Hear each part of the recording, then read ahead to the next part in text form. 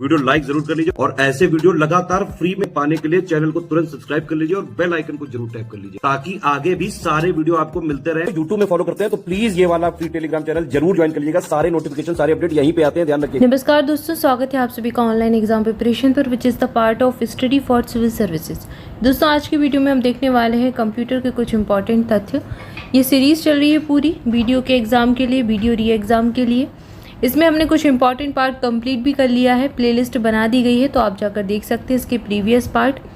Last video में हमने topology के बारे में पढ़ा था। नेटवर्क टोपोलॉजी होती है कई प्रकार की, जिसमें हमने ring topology, star topology, mesh topology, बस टोपोलॉजी और साथ ही साथ ट्री टोपोलॉजी और फिर हाइब्रिड टोपोलॉजी, सारी टोपोलॉजी को पढ़ा था कि किस प्रकार से कंप्यूटर के टर्मिनल और नोड्स को आपस में जोड़ा जाता है। ठीक है, अलग अलग प्रकार की टोपोलॉजी होती है, इनको हमने जाना था। ठीक है, तो यहाँ तक हम देख चुके थे कि रिंग टोपोलॉजी को किस प्रकार से जोड़ते हैं, मैश टोपोलॉजी की क्या जो भी है, क्या उसके लाभ होते हैं, क्या उसकी हानियाँ होती हैं। ठीक है, ये हम यहाँ तक पूरा देख चुके थे। नेक्स्ट हमारे कुछ और टर्म्स हैं जिनको हम पढ़ेंगे कंप्यूटर से रिलेटेड, जैसे कि कुछ फुल फॉर्म है एग्जाम में पूछे जाते हैं तो उनको कवर करेंगे। चलिए स्टार्ट करते हैं। टेलीफोन लाइन्स पर डिजिटल डेटा संचारित करके इंटरनेट का एक्सेस डिजिटल सब्सक्राइबर लाइन द्वारा किया जाता है। तो अब यहाँ पर आपको DSL के बारे में बता रहे हैं। DSL क्या है? फुल फॉर्म हो जाएगा डिजिटल सब्सक्राइबर लाइन। DSL सेवा डायल अप सेवा की तरह ही टेलीफोन लाइन का यूज़ करती है, परंतु डायल अप सेवा जो होती है उसकी तुलना में इसकी स्पीड ज़्यादा होती है। इसकी गति कैसी है? ज़्यादा है। इस सेवा में मॉडेम की आवश्यकता होती है। मॉडेम का यूज़ किया जाता है जो टेलीफोन लाइन को कंप्यूटर से जोड़ती है। ठीक है, इसका फुल फॉर्म याद रखें, डिजिटल सब्सक्राइबर लाइन, इसका यूज़ करते हैं। इसके बाद अगला टर्म है टेलीफोन नेटवर्क के तारों से डेटा का संचारण द्वारा इंटरनेट उपलब्ध कराने के लिए डिजिटल सब्सक्राइबर लाइन प्रौद्योगिकी का इस्तेमाल किया जाता है। ठीक है, तो ये यूज़ हम करते हैं, क्यों करते हैं ये बता दिया है यहाँ पर। अगला टर्म है आपका ISDN। ISDN का फुल फॉर्म क्या होता है? इंटीग्रेटेड सर्विस डिजिटल नेटवर्क, ये होता है इसका फुल फॉर्म। ये डिजिटल टेलीफोन सेवा प्रदान करने का एक अंतर्राष्ट्रीय मानक होता है, जैसे कि ध्वनि, वीडियो, डेटा। ये डिजिटल टेलीफोन सेवाएं होती हैं, डिजिटल टेलीफोन सर्विसेज होती हैं। ये प्रदान करने का एक इंटरनेशनल मानक है, इंटरनेशनल स्टैंडर्ड होता है ISDN। फुल फॉर्म याद रखिए, इंटीग्रेटेड सर्विसेज डिजिटल नेटवर्क, ये इसका फुल फॉर्म हो जाएगा। नेक्स्ट है डायल अप सर्विस। ये क्या होती है? ये धीमी इंटरनेट सेवा होती है। ठीक है, इसकी स्पीड थोड़ी सी स्लो होती है। ये कनेक्शन हमारे कंप्यूटर और सेवा प्रदाता सर्वर के बीच में एक अस्थायी कनेक्शन होता है। इसे मॉडेम के जरिए स्थापित किया जाता है, जो IPS यानी कि इंटरनेट सर्विस प्रोवाइडर सर्वर का नंबर डायल करने के लिए टेलीफोन लाइन का यूज़ करता है और इसकी स्पीड 56 kbps होती है।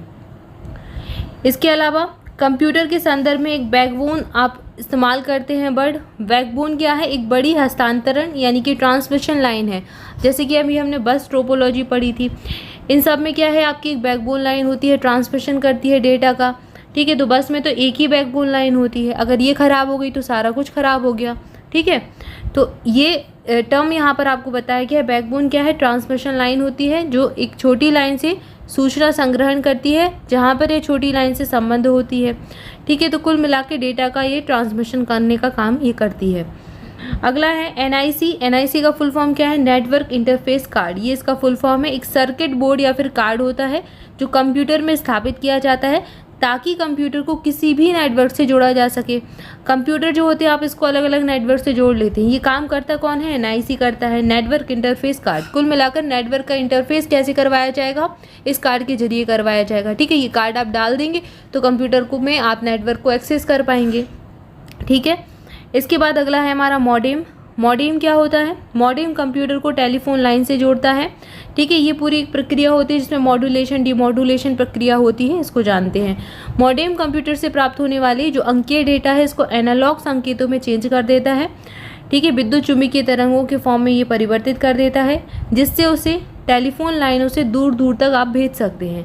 जब डेटा एनालॉग संकेत में चेंज हो जाएगा, विद्युत चुम्बकीय तरंगों के फॉर्म में चेंज हो जाएगा, तो उसको आप कई सारी मीलों दूर तक भेज पाएंगे टेलीफोन लाइन का यूज़ करके। इसके अतिरिक्त मॉडेम दूसरी तरफ से आने वाले एनालॉग संकेतों को अंकीय डेटा में परिवर्तित करके कंप्यूटर को भी देता है। ठीक है, तो जो डेटा आपका जो अंकीय डेटा होता है उसको एनालॉग में चेंज करके भी भेज देता है, और जो आपका दूसरी तरफ से एनालॉग डेटा आता है, उसको अंकीय डेटा में चेंज करके कंप्यूटर को भी दे देता है, दोनों काम करता है। ठीक है, तो डिजिटल संकेतों को, जो डिजिटल संकेत होते हैं उनको एनालॉग संकेत में चेंज करने की प्रक्रिया क्या कहलाती है? मॉड्यूलेशन कहलाती है। ये काम जो है डिजिटल से एनालॉग में अगर चेंज करेंगे तो ये प्रक्रिया आपकी मॉड्यूलेशन कहलाएगी, और एनालॉग से डिजिटल में चेंज करेंगे तो ये प्रक्रिया आपकी डिमॉड्यूलेशन कहलाएगी। ठीक है, इसी प्रकार एनालॉग संकेत डिजिटल माध्यम पर प्रेषित नहीं हो सकते, इसलिए एनालॉग संकेतों को डिजिटल संकेतों में परिणत किया जाता है, मतलब चेंज किया जाता है, और इस क्रिया को डिमॉड्यूलेशन कहते हैं।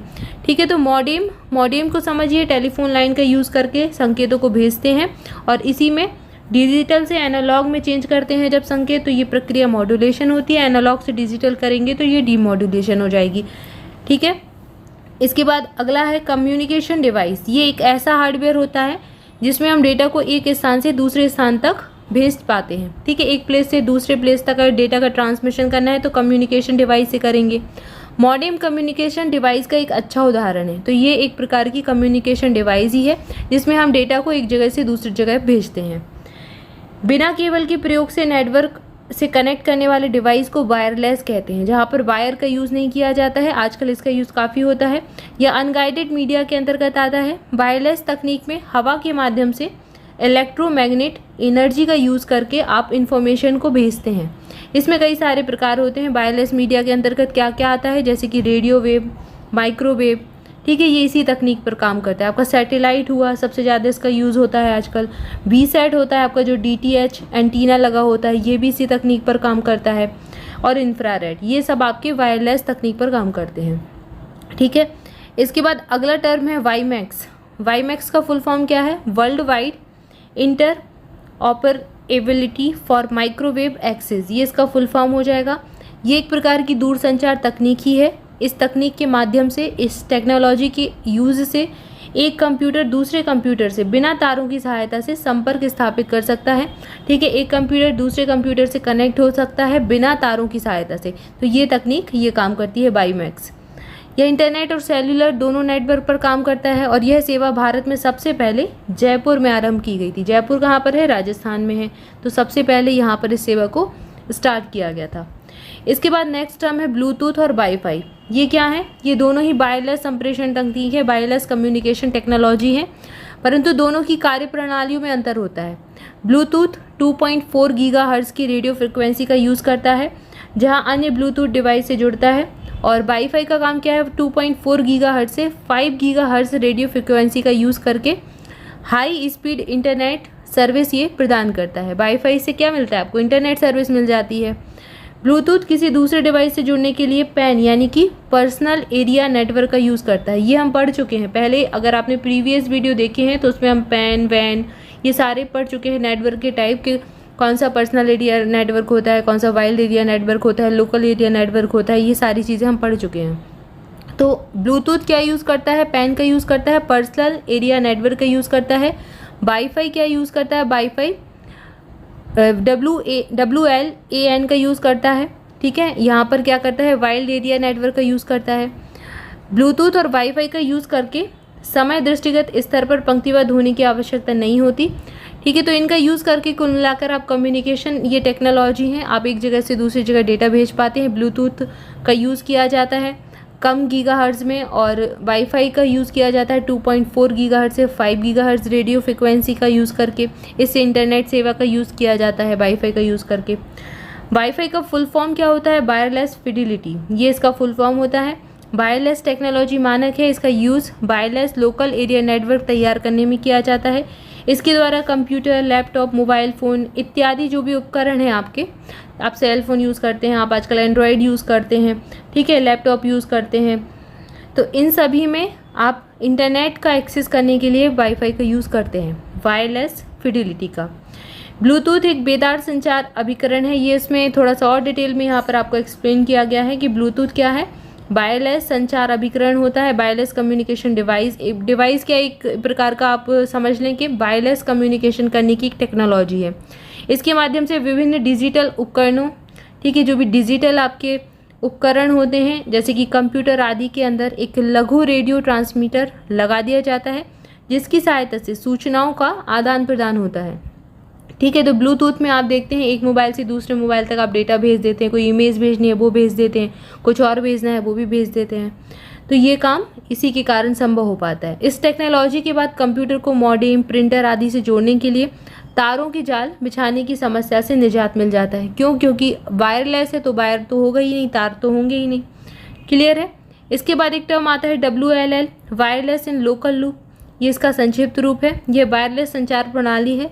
इसमें उपभोक्ता नेटवर्क से रेडियो फ्रिक्वेंसी का यूज़ करके जुड़ते हैं। जिस स्थान पर लैंडलाइन टेलीफोन कनेक्शन नहीं होता वहाँ पर इस तकनीक का यूज़ किया जाता है, वायरलेस इन लोकल लूप का। क्लियर है। इसके बाद हमारा नेक्स्ट टर्म है इंटरनेट। इंटरनेट के बारे में हम पढ़ेंगे पूरा डिटेल में, इंटरनेट क्या होता है इसकी और सारी चीज़ों को पढ़ने वाले हैं। तो आज की वीडियो में इतना ही, इसके आगे नेक्स्ट वीडियो में देखेंगे। तब तक के लिए आप सभी चैनल के साथ जुड़े रहें। चैनल को सब्सक्राइब नहीं किया है तो सब्सक्राइब जरूर कर दें, वीडियो को लाइक जरूर कर दें, अपने दोस्तों के साथ भी शेयर करें। इसके अलावा अगर आप स्टडी फॉर सिविल सर्विसेज की किसी भी पेड ग्रुप से जुड़ना चाहते हैं किसी भी एग्जाम के लिए, तो इन नंबर्स पर कॉल करके जानकारी ले सकते हैं। आपको यहाँ पर नंबर दिए गए हैं या फिर डिस्क्रिप्शन में दी गई डिटेल को भी आप फॉलो कर सकते हैं। Thank you for watching this video. स्वस्थ रहें, मस्त रहें, पढ़ाई करते रहें। मिलेंगे नेक्स्ट वीडियो में। Thank you so much.